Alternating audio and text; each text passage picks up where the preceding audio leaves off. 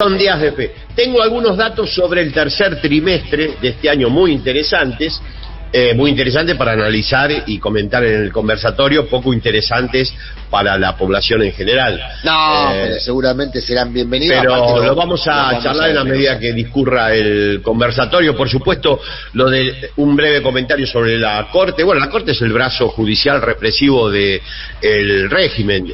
Lo complementan los medios hegemónicos, que son su aparato ideológico, y obviamente la incipiente policía de la ciudad, que es el aparato represivo, que después se va a transformar, en el caso de que hubiera cambio de signo político, en la modalidad de intervención represiva a nivel nacional. Estamos, y la coalición Cambiemos, el aparato político, que es el menos importante. Estamos frente a una oposición de características sistémicas, está claro, y la Corte Suprema es un brazo ejecutor central de la estrategia de los sectores dominantes. Yo creo que ya no cabe duda, no sé qué más hay que probar. Yo agregaría a esto que señala Artemio, que claro, ya ese sistema ya funciona cualquiera sea el gobierno que haya, que no esté dispuesto a enfrentarlo. O sea, así es. No vivimos en el sistema que dibuja bucólicamente la Constitución de 1853. Vivimos una dictadura del capital, con todo este andamiaje que señalaba Artemio, ¿no? Con sus aparatos ideológicos y con sus aparatos represivos, muy por encima de las instituciones que consagran la Constitución argentina. Por eso no estamos viviendo en la República, no estamos viviendo... Porque uno dice, bueno, esto va contra la democracia, sí, es cierto. Pero ya han pasado un escalón más. Ya no existe la República Argentina. Hay una dictadura que tiene este funcionamiento a través de la Corte, donde, por ejemplo, le saca recursos a quien más lo necesita para dárselos a la ciudad, que tiene un presupuesto que está muy por encima del promedio de la Argentina. Pero ahora, eso es una intervención de clase. Claro. O sea, no es que se la da la ciudad, la ilusión geográfica de la política, se la da a la ciudad. No, es una dictadura de capital. Santa Cruz. Es una decisión de tomar posición por una clase representada, claro, por un aparato político que en la ciudad tiene su madriguera, iba a decir, pero no, ¿cómo podemos decir? Núcleo orgánico. ¿Puedo agregar un dato, teniendo en cuenta que estamos ya en el año calendario electoral, digamos? Claro. Estamos en el año calendario electoral. Claro, estamos dentro de esos 365 días. Exactamente. Me da la sensación, retomo lo que vos decías, Artemio, la descripción de la Corte, y también vos, Amado, y respecto a la función de la Corte en la Argentina de hoy. La Corte está conformada por 4 integrantes, 3 de los cuales tienen origen peronista. 2 de ellos, de los actuales integrantes de la Corte, fueron impuestos originalmente por decreto, pero por revuelo al final fueron aprobados por un puñado de legisladores. Son algunos senadores, algunos provenientes del peronismo también algunos provenientes del peronismo. Bueno, pero no olvidemos que el peronismo es un movimiento que normalmente permite la convivencia de proyectos de país muy divergentes. Bueno, no, pero no era con su fundador, como decía Horacio González, tiene las características de que todo enunciado para él era reversible. Por lo tanto, también, no, yo a lo que o no. Pero a lo que voy con esto, puntualizando estos detalles históricos de la conformación de la Corte, es que 2 de los 4 miembros de la Corte provienen del gobierno de Macri. Uno impuesto por Clarín, que es el caso de Rosenkrantz, que presidió la Corte hasta hace poco tiempo nomás, y el otro, Rosati, que viene del peronismo santafesino, sí, que tuvo una experiencia electoral. De los 4 integrantes de la Corte, Maqueda y Rosati son los que más roce con las urnas tuvieron en algún momento de su vida política. Sí. Tiene claramente Rosati pretensiones institucionales muy serias, al punto de que ha expresado esas intenciones autoproclamándose presidente de la Corte. No porque haya habido una asonada dentro de la Corte, sino porque en un hecho inédito se nominó y se votó a sí mismo como presidente de la Corte, cosa que no es para nada habitual, pero que muestra su apetencia, ¿no? Muestra su apetencia. Y después toma así el control del Consejo de la Magistratura. Es decir, que la suma del poder del sistema de justicia, Rosati la tomó para sí, en muy poco tiempo, con un origen discutible, que fue aquel origen por decreto. Se había aceptado ser nominado por decreto.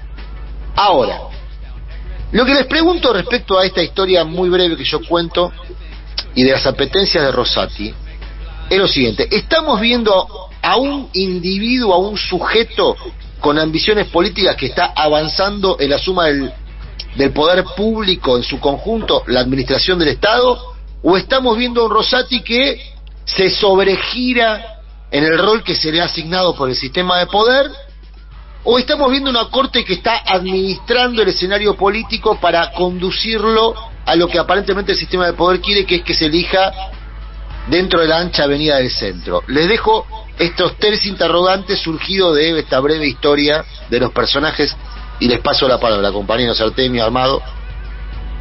Bueno, voy a hacer un breve apunte. Lo que el establishment quiere es que desaparezca el kirchnerismo.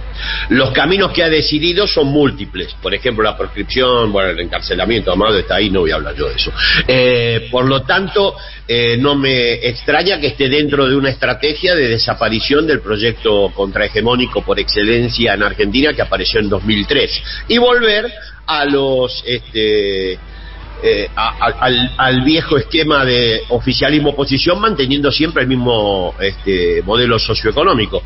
Rosati será una pieza más en eso, o será él el encargado de llevarlo adelante. Me parece que él no va a ser el encargado, pero que es una pieza más para volver a que la oposición haga lo que tiene que hacer, el oficialismo haga lo que tiene que hacer, y todos después juntos nombran a Caballo ministro. Sí, yo creo que esa es la estrategia que hace ya desde el 2003 lleva adelante el establishment, y desde que apareció Cristina, con una fiereza y una falta de escrúpulos notables. No olvidemos, o sea, que el enemigo no es el peronismo, es el kirchnerismo, digamos. No, es el peronismo que es el kirchnerismo.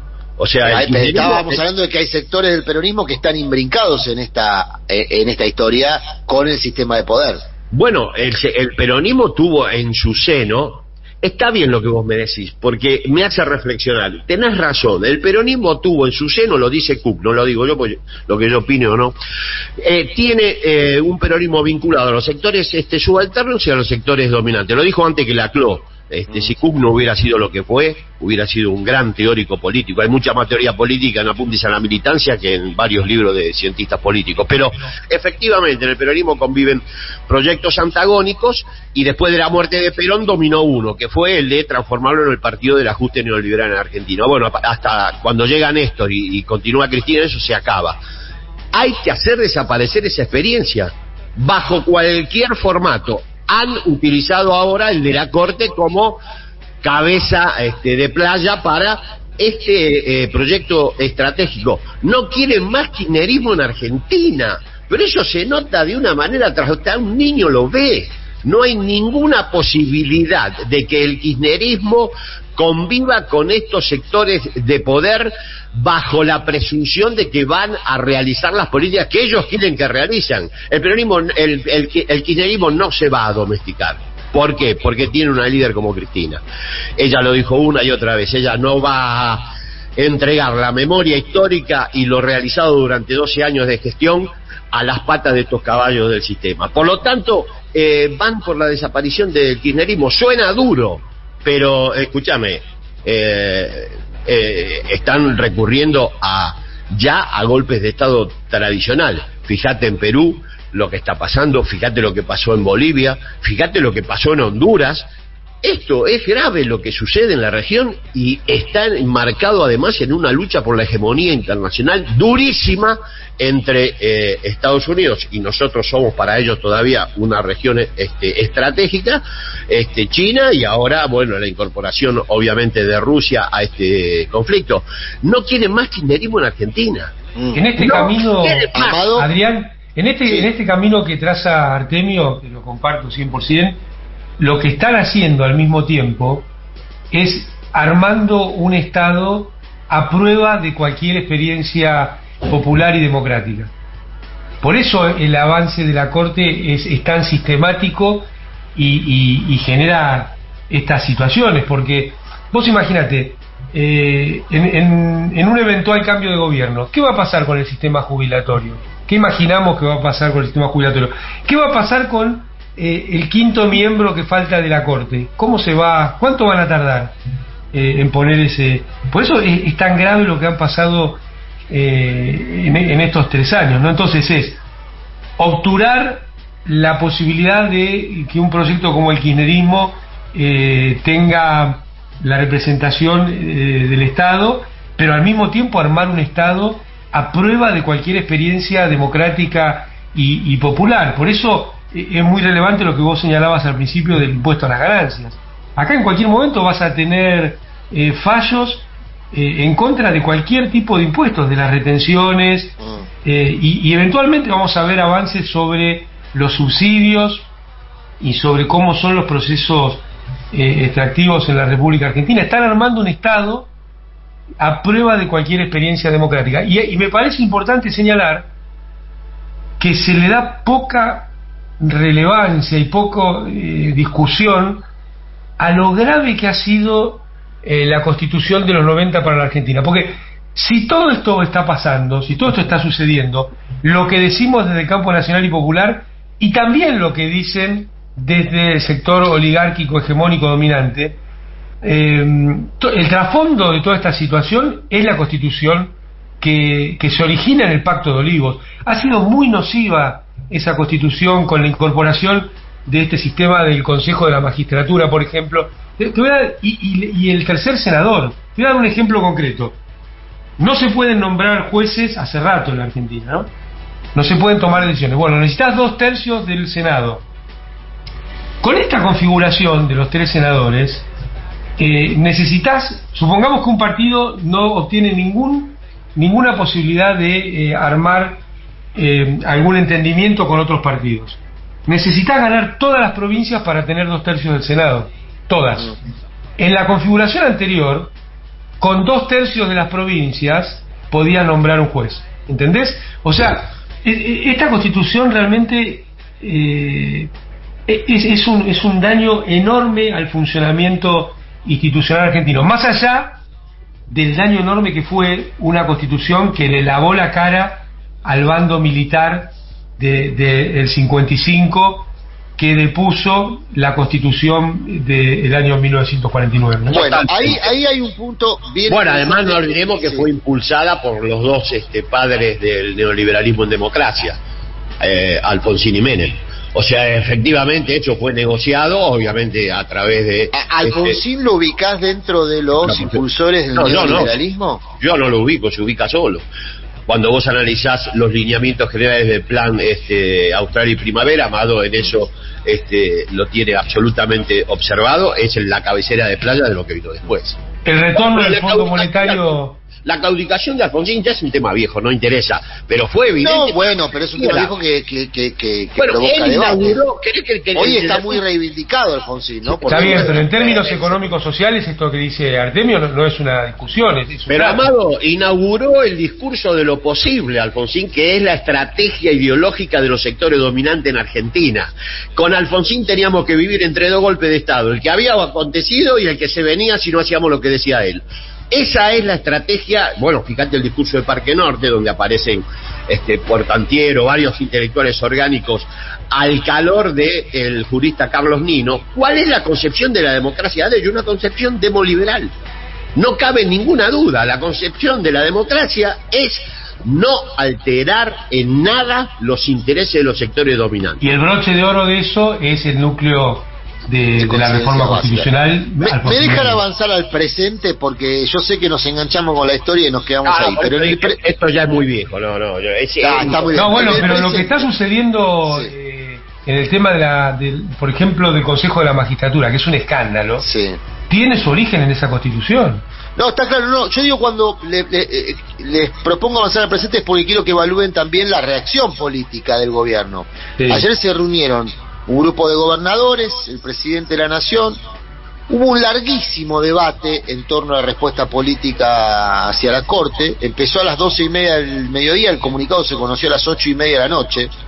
Es decir, que hubo un largo debate de los términos de esa respuesta política. Finalmente se resolvió hacer una especie de desconocimiento del fallo, sin desconocerlo explícitamente, es decir, sin anunciar que no se va a cumplir, pero calificarlo de cumplimiento imposible, que medio preanuncia un conflicto de poderes, ¿no? Otro conflicto de poderes, porque ya estamos incursos en uno por el tema del Consejo de la Magistratura. De este documento participan 14 gobernadores, hay gobernadores del oficialismo y de la oposición que no firman, la oposición completa, no todos los gobernadores opositores no firman. Del oficialismo, Perotti no firma este documento, Schiaretti, bueno, no es del oficialismo, pero es de origen peronista, no firma, Misiones no firma, ¿no? O sea, hay varias provincias que, bueno, no adhieren a esta respuesta que tiene la firma de 14 gobernadores y que básicamente plantea una situación de cumplimiento imposible. ¿Por qué? Y porque para cumplir con el fallo de la Corte hay que sacarle recursos a la obra pública comprometida en el presupuesto para el año 2023, es decir, hay que desfinanciar obra pública que va a las provincias, la financia el Estado Nacional, pero se realiza, se despliega en provincias y municipios. ¿Es la respuesta, es una respuesta adecuada? ¿Esperan algo más de esta respuesta política, una acción política de la Corte? El argumento es cierto, pero me parece demasiado formal, porque es cierto que vos no podés reasignar esos recursos que ya vienen dados en el presupuesto, es cierto que no te podés endeudar si no tenés una ley que te lo permita, que podría ser el presupuesto claramente, pero me parece que es un argumento que trasunta el formalismo en vez de ir al eje de la cuestión, que es que están pasando por encima la división de poderes, ¿no? Y está haciendo un fallo en algún sentido partidario, te diría un fallo de clase más que partidario. Totalmente. Y me parece que ese es el argumento. Yo me imaginaba una reacción donde, porque tampoco el presidente puede encarar esto solo, ¿no? Me imaginaba una reacción donde el conjunto de los gobernadores, las gobernadoras, emitían un documento de carácter de una especie de pacto federal para reclamarle a la Corte que cese en avanzar sobre el resto de los poderes, porque bueno, Amado, pero no es novedad. El que le tiene en definitiva es un argumento formal y ya ha sido puesto a prueba en su endeblez durante... Perdón, y quería terminar esto, Artemio. Sí. ¿Y dónde está el pronunciamiento de las y los legisladores para acompañar al Ejecutivo, no? Esto requería una respuesta institucional potente, porque es un avasallamiento institucional potente. Pero además los gobernadores, el que dio la clave fue el Coqui, Capitaniti, esta es una corte del PRO. Los gobernadores ya han puesto a prueba su independencia del Poder Ejecutivo en defensa de sus propios intereses con el fondo de la soja. ¿Qué pasó cuando le quitó Macri el fondo de la soja a las provincias que se verían fuertemente beneficiadas? Nada pasó. O sea que efectivamente acá estamos frente a un comportamiento institucional que le hace sistema a la reproducción del modelo que encarnó en su momento la dictadura y se desplegó en democracias sin solución de continuidad.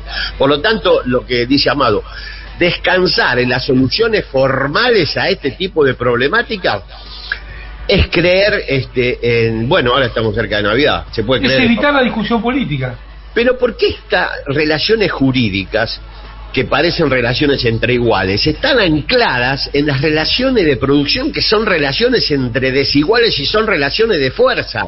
Entonces, hacer el análisis a nivel jurídico es un error conceptual y político que te lleva a tomar decisiones equivocadas. Vos tenés que saber... Además, una cosa, lo que te lleva es a consolidar la relación desigual de fuerzas, a profundizarla.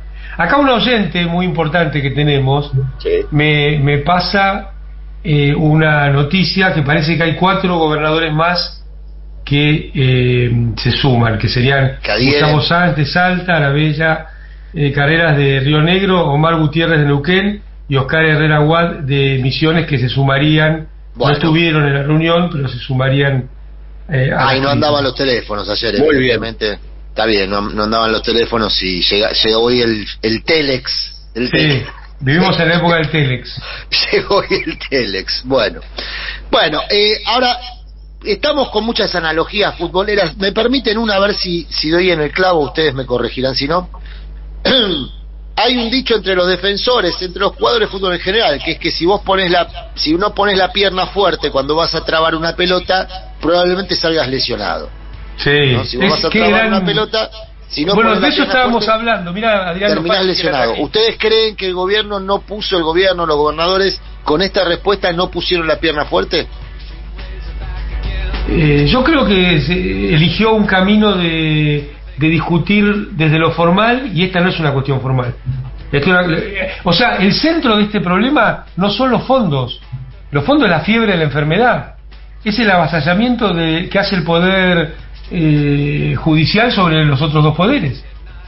Es llevar a la política a convertirse en pura El ilusión. litigante. Ilusión jurídica. Claro. La solución de esto es un ejército de abogados, cuando sabemos disculpe, todas las pero transformaciones en Argentina popular democráticas, no vinieron de la mano de el cambio de relaciones jurídicas, vinieron de la mano de relaciones de fuerza, sí. Y de manera muchas veces complejas, complicadas y sangrientas. Pero hablemos de lo más obvio. La ciudad de Buenos Aires ¿tiene el PBI per cápita más alto del país? Sí. ¿Se produce todo eso en esta ciudad o se produce en el resto del país? Se produce en el resto del país. ¿Tiene toda la ejecución presupuestaria dentro de la ciudad, o sea, una redistribución al revés? Sí. ¿Y necesita más recursos? ¿La Corte piensa que necesita más recursos? O sea, ¿no hay necesidades insatisfechas en el resto del país de ese presupuesto? Es disparatado, es material y políticamente disparatado, es un fallo de clase. Totalmente. Bueno, el que lo tenía claro eso hace ya largo tiempo fue el general Perón, que sobre la ciudad tenía muchísimas sospechas, porque decía que ahí anidaba la oposición contra el proyecto popular democrático que encarnaba él y Evita. Y tenía razón. Y eso no cambió. La ciudad de Buenos Aires, por supuesto, es la forma elegante de nombrar el proyecto de los sectores dominantes.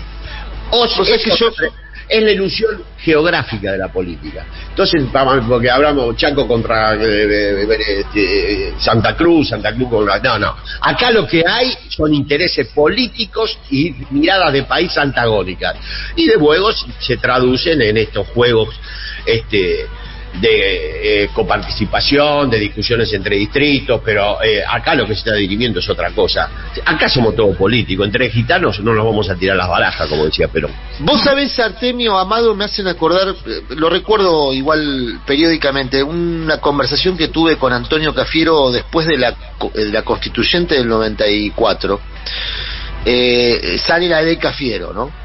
Y cuando la ley Cafiero lo que hace es retrasar la aplicación de la autonomía que se había instituido en la Constitución, sí. Retrasarla porque postergaba la aplicación de algunos aspectos de esa autonomía, fundamentalmente el traspaso de la policía y otras cosas. Y bueno, conversando con Cafiero me dice una frase que siempre me dijo una frase que siempre me resuena cada vez que hay un proceso electoral. Y estamos hablando de los años 90, años 96, 97. Cafiero me dice, el problema con esto que se votó en la Constitución, de darle autonomía a la Ciudad de Buenos Aires, de darle estatus de provincia cuando en realidad no es una provincia, sino un territorio federal, es decir, que está repleto de recursos económicos y materiales. Muy mal distribuidos. La cuestión del puerto es constitutiva de los conflictos argentinos. Pero Cafiero decía en aquel momento, el problema es que si hacemos todo esto, no va a haber más presidentes de la Argentina que no salgan de la ciudad de Buenos Aires. Y más o menos se dio esa profecía, ¿eh? La excepción fue Néstor Kirchner después de la gran crisis del 2001. Fue Cristina, que no es originaria de la ciudad de Buenos Aires. Pero la profecía de Cafiero, que no era una profecía, era una lectura política, no parece tan inadecuada. Fíjate que hoy estamos discutiendo posibles candidatos del AMBA, otra vez, ¿no? Pero porque es muy acertada esa profecía, porque lo que ha hecho la Constitución esta es consolidar las relaciones sociales de desigualdad entre la ciudad de Buenos Aires y el resto del país, y la cuestión material de recursos entre la ciudad de Buenos Aires y el resto del país. Entonces entra en una dinámica de reproducción de esa situación, donde obtura la posibilidad de hacer un país federal y que haya más igualdad dentro de la Argentina. Mirá, Néstor Kirchner, cuando asumió, una de las primeras medidas fue armar el Fondo de Reparación Histórica del Norte Grande. Ya Duhalde había hecho el Fondo del Conurbano en ese sentido. Entonces está claro que acá hay una cuestión de recursos. Si vos tomás el presupuesto per cápita de ciudades de tamaño parecido, La Matanza y la ciudad de Buenos Aires, por ejemplo, te encontrás con una diferencia que es inaceptable en términos de recursos públicos. Porque la ciudad de Buenos Aires hoy está colonizada por un proyecto que representa los intereses de los sectores dominantes. Bueno, y cada vez convengamos, Artemio, en sentido más potente. Sí, pero hay que convengamos que tampoco ha tenido mucha resistencia, ¿no? No, bueno, ese es otro tema. Yo estoy totalmente de acuerdo con vos, no la que debiera haber tenido, pero también porque esto se ha deslizado, no sé por qué. Pero pará, una disputa. Hubo resistencia estructural. Lo que pasa es que ese sistema se defiende. Por ejemplo, la ley de medios era una resistencia a esa situación. El tema de las retenciones a la exportación de bienes primarios es una resistencia a esa situación. Lo que pasa es que justamente hay un sistema dominante hegemónico que pone todo para que eso no se altere, y hay vastos sectores de la política dispuestos a no enfrentarlo. Vastos sectores. Y esto se ha deslizado además en los últimos años a discusiones de tipo jurídico, cuando es la discusión jurídica el problema, no el contenido. ¿A quién le importa el contenido? Mientras vos lleves la discusión a ese plano, está frito. Bueno, hay que bajar la discusión al plano que es una discusión sobre relaciones de fuerza ancladas en proyectos de países país antagónico, y eso no se resuelve en un tribunal o en un tribunal. Ayer me decían en relación al tema de Milagro Sala, que un poco se emparenta con todo esto que venimos hablando, porque el presidente dijo que no va a indultar porque no se lo permite la Constitución.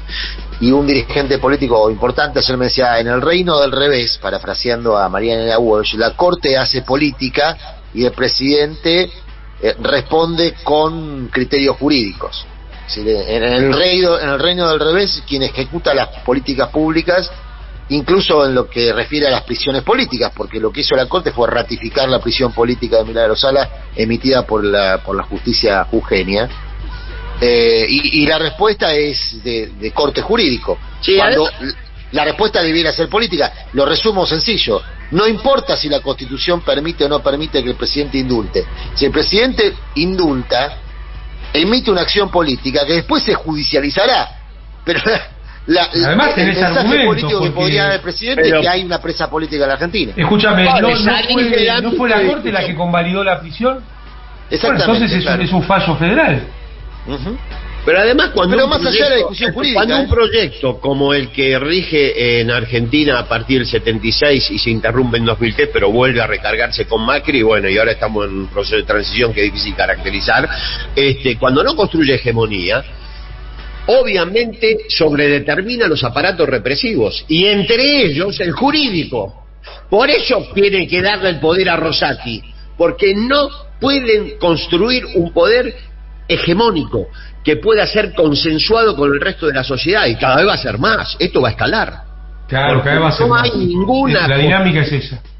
No hay ninguna posibilidad de que no suceda así, porque ha aparecido el kirchnerismo en escena. Pero ¿a quién se le ocurre que después de tener a Dromi diciendo que todo lo que pueda ser privado debía ser privado, y aparezca Cristina con un ministro de Economía que dice que hay que estatizar la CFJP? Pero por favor, dice, pero esto no estaba en los planes de nadie, como dice Morales Solá.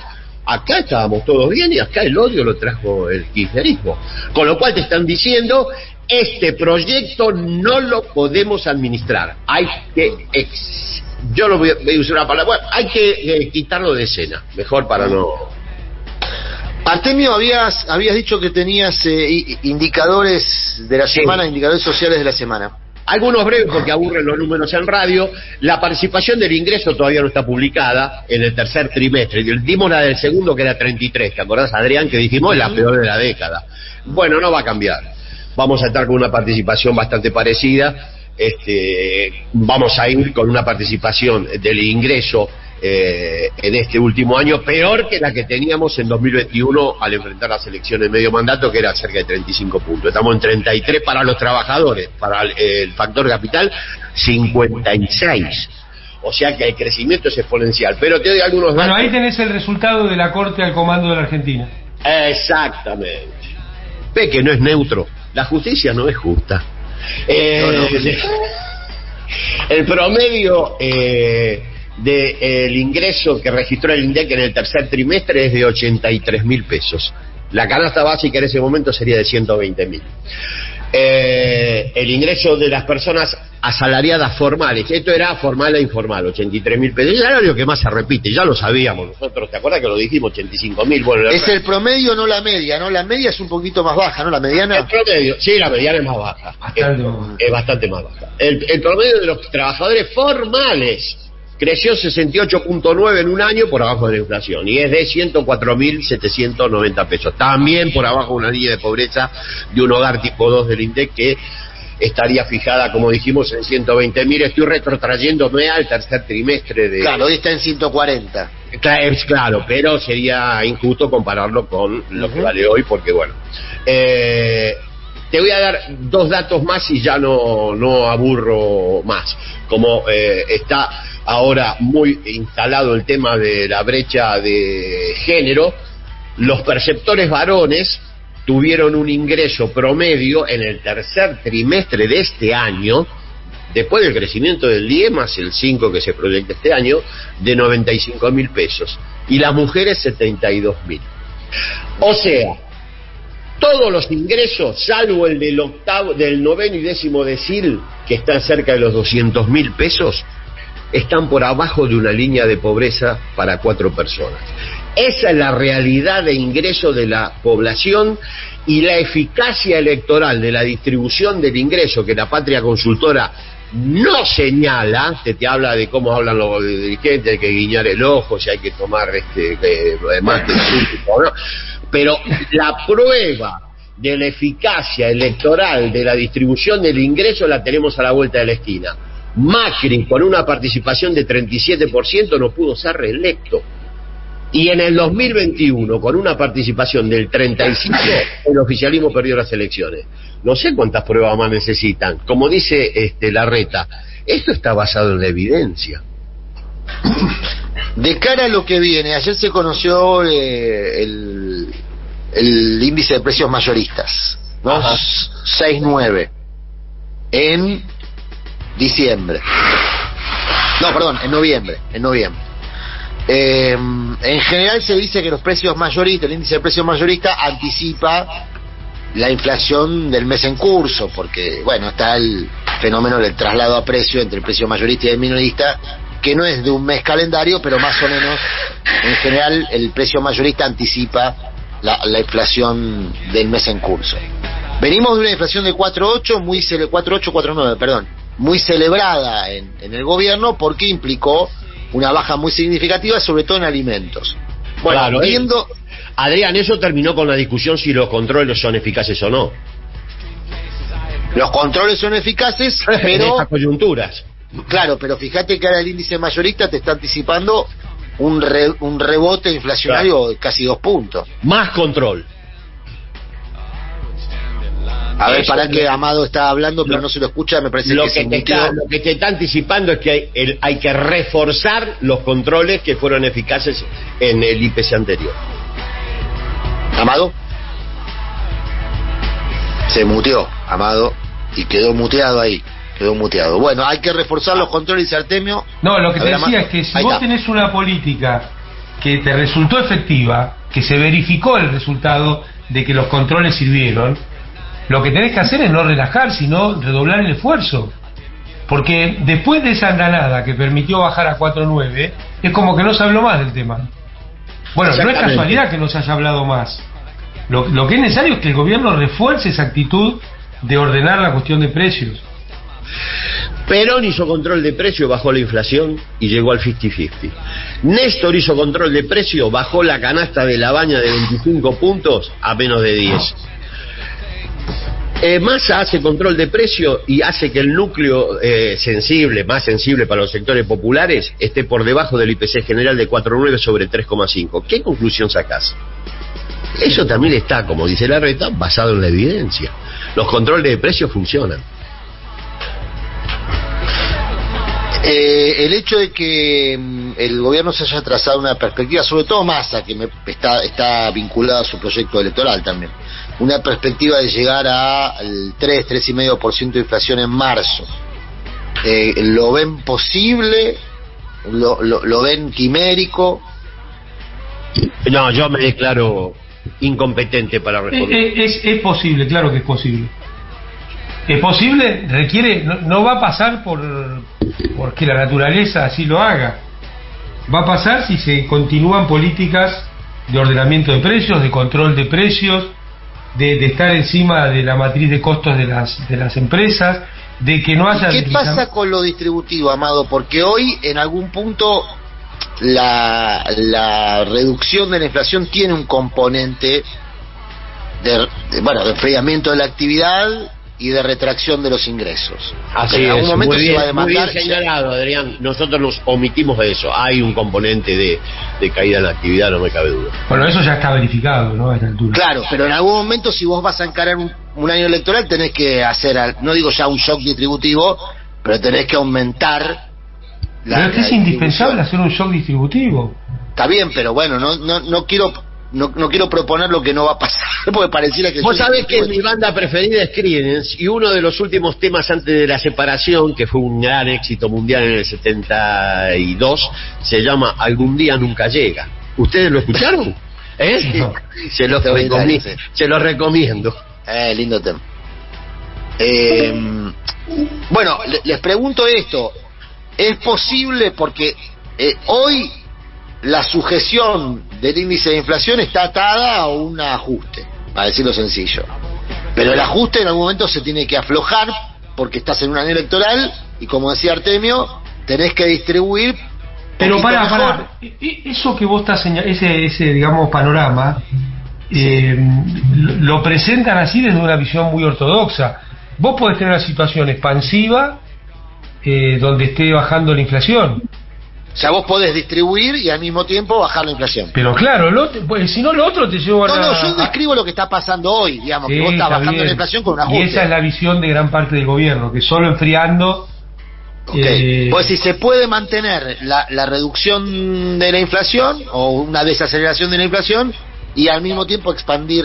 Pero Adrián, por supuesto que sí. Sobre 4 años Macri nos reventó 3 con caída de la actividad y nos dejó con 52 puntos de inflación. De acuerdo. ¿Qué es lo que se está discutiendo acá? Si analizamos una serie larga del 76 al 2003 que llega Néstor, la caída de salario y la caída de actividad fue impresionante. Incluso cuando hubo caída de actividad... Y la inflación también. Y la inflación, tuvimos no una onda de hiper, 2 ondas de hiper bajo el altar, sacrificados bajo el altar del neoliberalismo. Y al mismo tiempo se construían activos en dólares en el exterior. Porque esa es la cuestión distributiva. ¿Cómo? ¿Está todo mal, pero hay 300.000 millones de dólares argentinos en el exterior, se estima? ¿Cómo es eso? ¿Está todo mal, pero hay 9 billones del ELIX pagando intereses a los bancos? ¿Quién conceptualiza esa situación? ¿Qué es lo que está mal? ¿Está todo mal para quién? Cuando empezás a tomar argumentos del adversario y los incorporas en tu discurso, algo malo está pasando. O sea, no, esto no solo no amplía el espacio semántico de la gramática de la alternativa al poder, sino que más bien se mimetiza con el poder. Por algo la Biblia dice, yo soy el que soy. O sea, lo que no hay que confundir ni nunca negociar es la identidad política y conceptual. Estamos con Amado, con Artemio en el tramo final de este conversatorio prenavideño, digamos. A mí me gusta más en vivo, No, bueno, estamos en vivo, no está grabado esto, estamos de manera telemática, pero estamos en vivo, esto no es una grabación, sus señorías no abandonaron nunca la virtualidad, Amado, ¿por qué? Porque se pueden enfermar. Claro, son más frágiles que el resto de la humanidad. ¿Vos decís que son como el señor Burns? Claro, tiene una cosa medio... Decidieron enfermarnos a nosotros, ¿eh? Claro. Bueno, hay un tema ahí, ya nos quedan unos minutos, como estamos en la virtualidad, el reloj marca que quedan 7 minutos de reunión virtual. Tramo final del conversatorio, hemos hablado de justicia, hemos hablado de economía, hemos hablado lateralmente de política, pero el próximo martes reaparecerá Cristina en un acto público, en Avellaneda. Va a inaugurar el estadio Diego Armando, el centro deportivo Diego Armando Maradona. Vos sabés que es una política de acá de Ferraresi en Avellaneda increíble lo que son los centros deportivos municipales, ¿no? La calidad de lo constructivo, las piletas, todo, pero además el funcionamiento que tienen esos centros deportivos, algunos en barrios populares, ¿eh?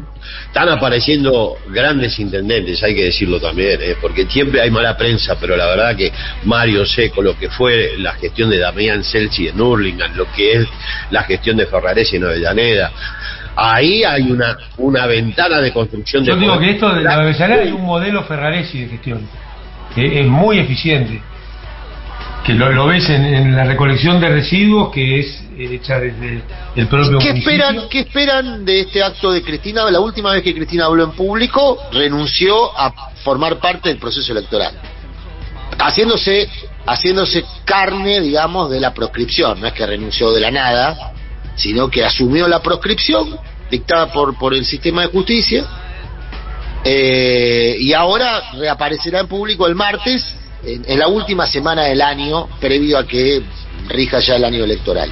¿Qué esperan de ese acto? Y yo creo que va a seguir tirando líneas alrededor de esto, de cuál es la situación institucional o política de verdad de la Argentina. Creo que va a ser complementario de la explicación que dio ese día, que me parece que la explicación un poco es guarda con lo electoral, que no alcanza, que desde lo electoral no se resuelve los problemas que estás teniendo en tu vida, que estás teniendo con tus ingresos, que estás teniendo con la falta de trabajo, que estás teniendo con lo que pasa con los precios. Eso requiere una respuesta más potente desde el campo nacional y popular, que tiene que ver con modificaciones institucionales. Me parece que eso es lo que señaló con toda claridad Cristina cuando habló de la mafia, del Estado paralelo. Nos está diciendo que la vida de las argentinas y argentinos lamentablemente no se resuelve en la decisión electoral del pueblo, sino que hay un grupo que ella caracterizó como mafia, que es ese grupo que realmente decide lo que pasa con tu vida todos los días. Y espero que a partir de esa conceptualización, de estas nuevas líneas, haya una mayor respuesta política de la dirigencia, ¿no? Hay un silencio demasiado violento, es el silencio respecto a todo lo que fue pasando, que va desde la proscripción hasta el intento de asesinato, pero sobre todo estas cosas que manejan los recursos como si no hubiera un gobierno. Comparto totalmente, y creo que lo que va a mostrar nuevamente es la centralidad y el liderazgo excluyente que tiene ella dentro del espacio del peronismo actual, cosa que puso en discusión más de una vez una parte del oficialismo. Eso va a quedar absolutamente cerrado. ¿Y qué es lo que se necesita para enfrentar la etapa que viene? Los candidatos se verán. En el peronismo lo importante es el liderazgo y la no discusión del liderazgo. Y eso creo que va a quedar plasmado en la próxima intervención de Cristina, como quedó plasmado en la anterior, ¿no? Pero eso va escalando de una manera, bueno, ya creo que hoy ya discutiré quién lidera este espacio. Es además de insustancial, forma parte del discurso opositor, y eso va a crecer. Y me parece que esa es la clave para resolver la etapa que viene.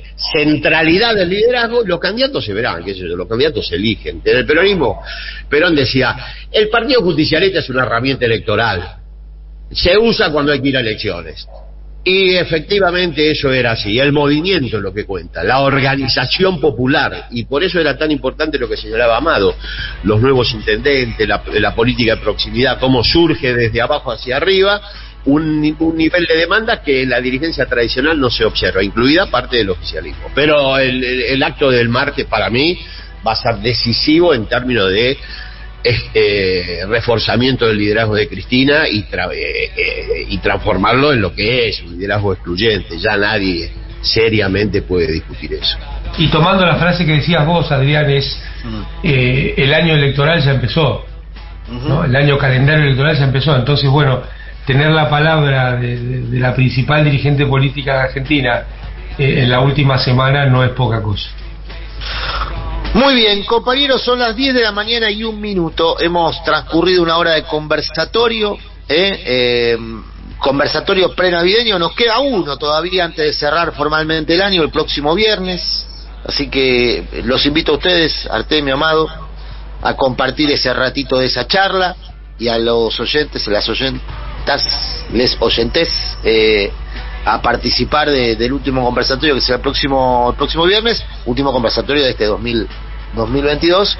Vamos a tratar de meterle un poquito de perspectiva, ¿no? Porque ya vamos a estar sobre el filo del año electoral propiamente dicho, y habrá transcurrido una semana donde va a hablar Cristina. Se va a definir si hay o no prórroga de actuación parlamentaria, o si hay proyectos que se caen. Bueno, va a ser una semana muy cargada, así que Artemio, Amado, nos reencontramos la semana que viene. Dale.